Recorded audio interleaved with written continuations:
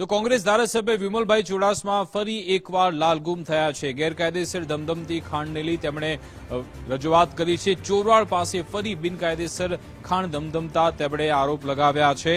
આવી બિનકાયદેસર ખાણો બંધ કરવા તેમણે ચીમકી આપી। ખનિજ અધિકારી ગાંધીનગર કમિશનર સામે તેમણે આરોપ લગાવ્યા।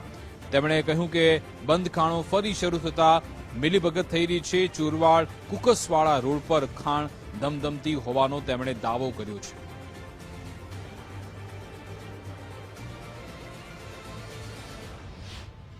મેં ખનીજના જૂનાગઢના અધિકારીને પત્ર પણ લખેલો છે। એમને આજે વોટ્સઅપ અને ત્યાંનું માહિતી પણ આપેલી છે।